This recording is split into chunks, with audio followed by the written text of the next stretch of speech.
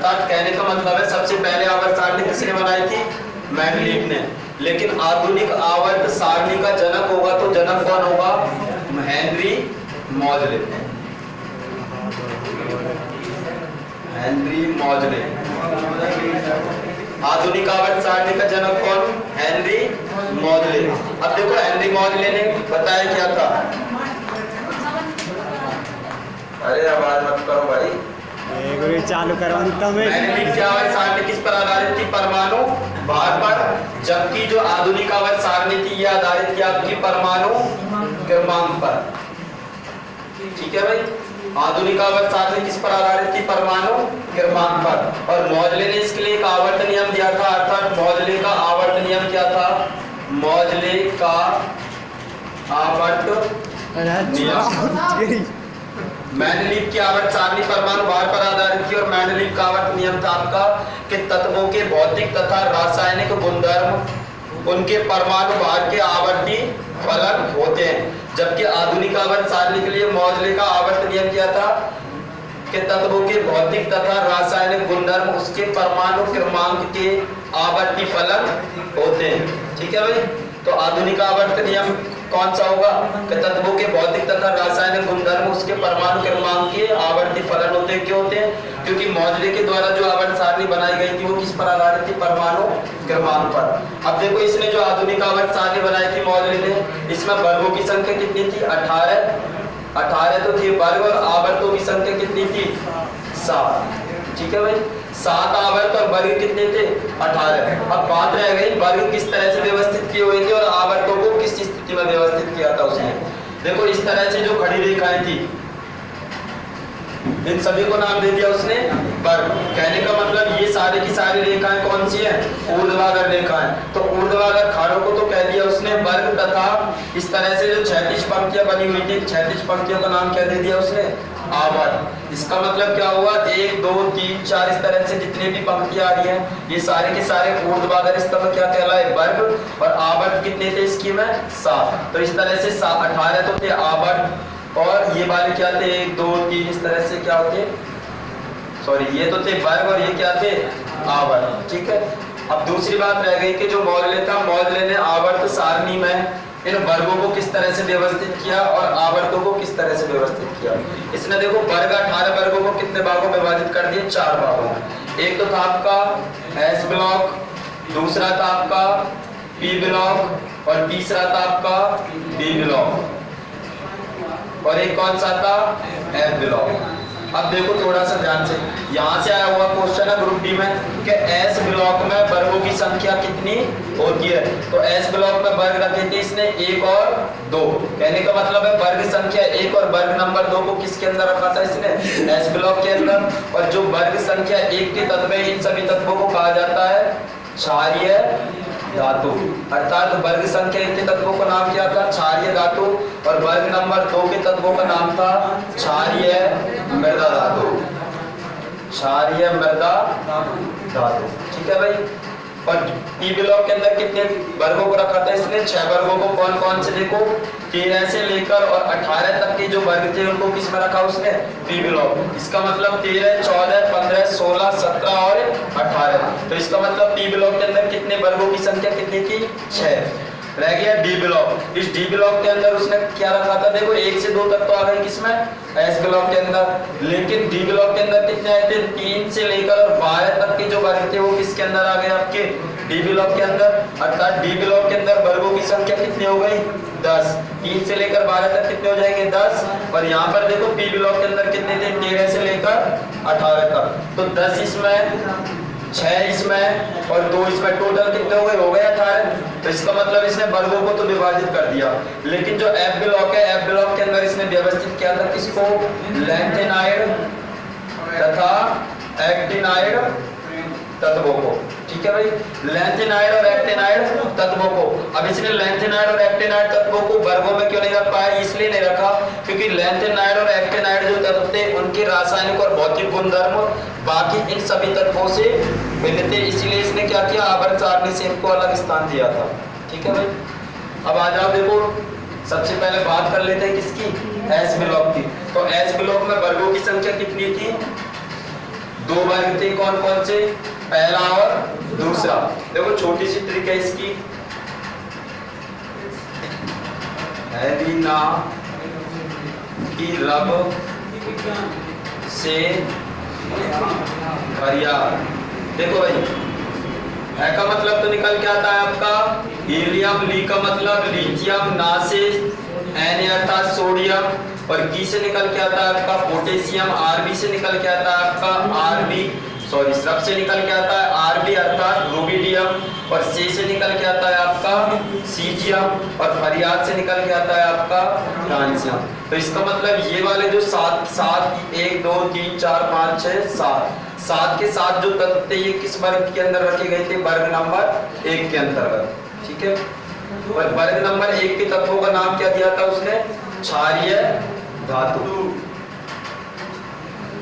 क्षारीय धातु। अगला वर्ग कौन सा था, वर्ग नंबर 2। तो वर्ग नंबर 2 में देखो भाई, बेटा मांगे कार, स्कूटर, बाप राजी।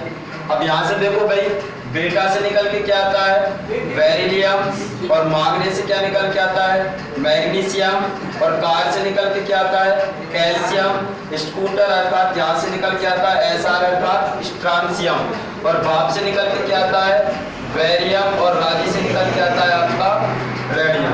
ठीक है भाई, तो ये वाला जो वर्ग था ये कौन सा था, वर्ग नंबर 2, और वर्ग नंबर 2 के तत्वों को नाम क्या दिया था उसने, क्षारीय मृदा धातु, अर्थात वर्ग नंबर 2 के जो तत्व थे इनका नाम क्या था, क्षारीय मृदा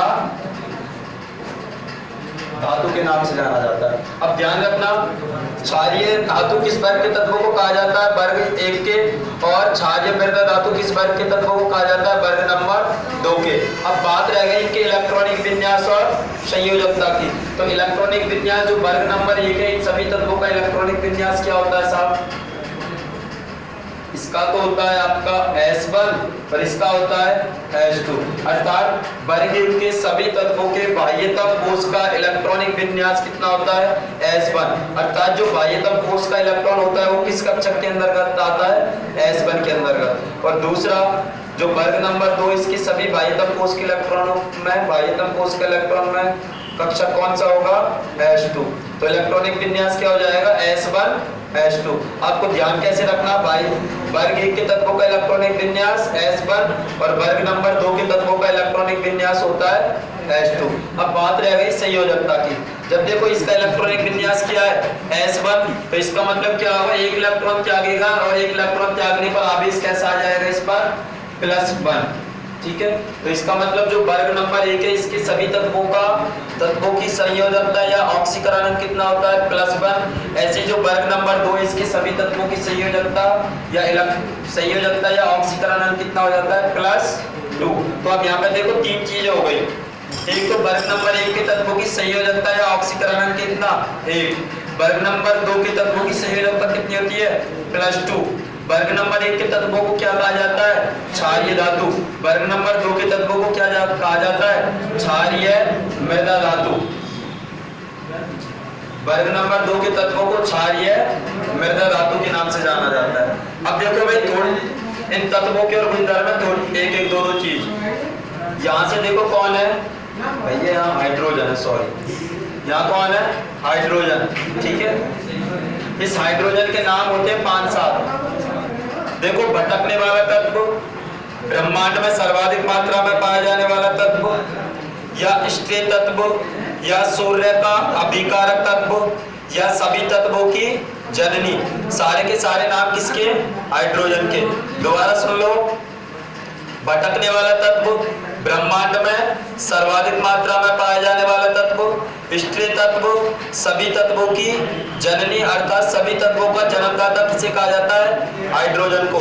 और सूर्य का अभिकारक, सूर्य का अभिकारक इसलिए कहा जाता है क्योंकि सूर्य पर सर्वाधिक मात्रा में कौन पाया जाता है, हाइड्रोजन। ठीक है, इसलिए सूर्य का विकारक कौन? हाइड्रोजन।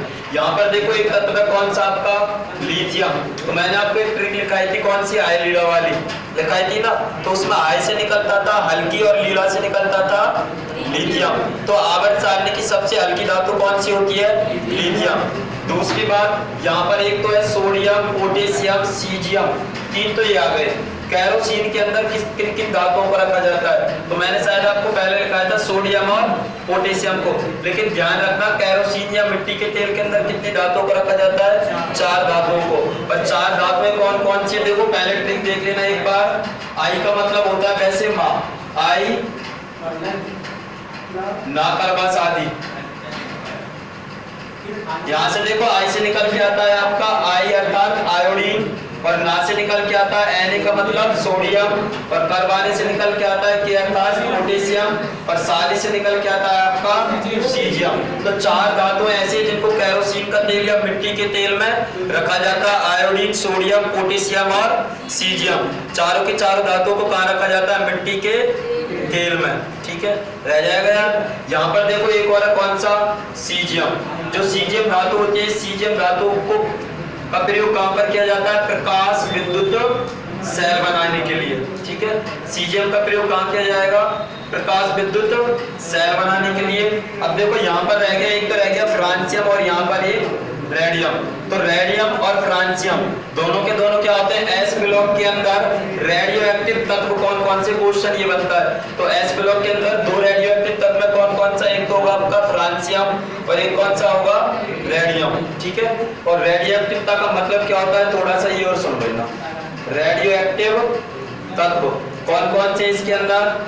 एस ब्लॉक के अंदर फ्रांसियम और रेडियम। ठीक है, और रेडियो एक्टिव तत्व होते क्या है? इन तत्वों की विशेषता होती है अगर इनको एक निश्चित समय के पश्चात देखा जाए। कहने का मतलब है रख दिया तत्व को, लेकिन एक निश्चित समय के पश्चात क्या हो जाता है? अपने आप इनका विखंडन हो जाता है। क्यों? क्योंकि जो रेडियो एक्टिव तत्व होते हैं उनसे रेडियो एक्टिव किरणें अर्थात अल्फा, बीटा, गामा किरणें लगातार निकलती रहती है, और उनके कारण क्या होता जाता है? उनका क्षरण हो जाता है। धीरे धीरे तत्व बिल्कुल वहां से खत्म हो जाता है, अर्थात ये रखे रखे क्या हो जाते हैं? नष्ट हो जाते हैं। इसीलिए फ्रांसियम और रेडियम को क्या कहा जाता है? रेडियो एक्टिव तत्व के नाम से भी इन्हें जाना जाता है। बाकी और तो कुछ ऐसा नहीं रहेगा इसमें। आपको ध्यान रखना कौन कौन सी केरोसिन में रखी जाने वाली कौन कौन सी? Iodine, sodium, potassium, caesium. वर्ग 1 के तत्वों को क्या कहा जाता है? क्षारीय धातु। वर्ग 2 के तत्वों को कहा जाता है क्षारीय मृदा धातु। यहाँ पर सबसे हल्की धातु कौन सी है? लिथियम। हाइड्रोजन की विशेषता क्या होती है? भटकने वाला तत्व, ब्रह्मांड में सर्वाधिक मात्रा में पाए जाने वाला तत्व, या स्त्री तत्व, सभी तत्वों की जननी, सूर्य का अभिकारक तत्व। लिथियम क्या होती है? सबसे हल्की धातु होती है। और रेडियम और फ्रांसियम ऐसे तत्व हैं जो इस एस ब्लॉक के अंदर क्या होते हैं? रेडियो एक्टिव तत्वों के नाम से जाने जाते हैं। ये लगभग आपका एस ब्लॉक कंप्लीट है। एक तरह से क्वेश्चन और बन सकता है। किस तरह से?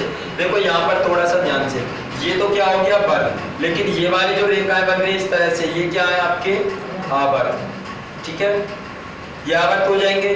तो कहने का मतलब है, मैं ये क्वेश्चन कर रहा हूँ, ये आपका पहला, दूसरा, तीसरा, चौथा, पांचवा और ये छठा और ये आपका 7वां आवर्त। मैं क्वेश्चन कर रहा हूँ कि तीसरे आवर्त तथा पहले वर्ग का तत्व कौन सा है? तीसरे आवर्त तथा पहले वर्ग का तत्व। तो तीसरा आवर्त कौन सा हो जाएगा? ये वाला। और पहला वर्ग कौन सा हो जाएगा आपका? ये वाला। तो इसका मतलब इसमें कौन सा आया? सोडियम। ठीक है, इस तरह से भी क्वेश्चन आ सकता है। चौथे आवर्त तथा दूसरे वर्ग का तत्व कौन सा? तो कौन सा होगा? कौन सा होगा भाई? कैल्शियम। ठीक है, 1 2 3 चौथे का पूछा है ना, 7 6 5, तो कौन सा होगा आपका? कैल्शियम होगा। ठीक है, वो कह सकता है 7वें आवर्त और दूसरे वर्ग का कौन सा? रेडियम। ठीक है, इस तरह से भी क्वेश्चन बन सकते हैं, ध्यान रखना।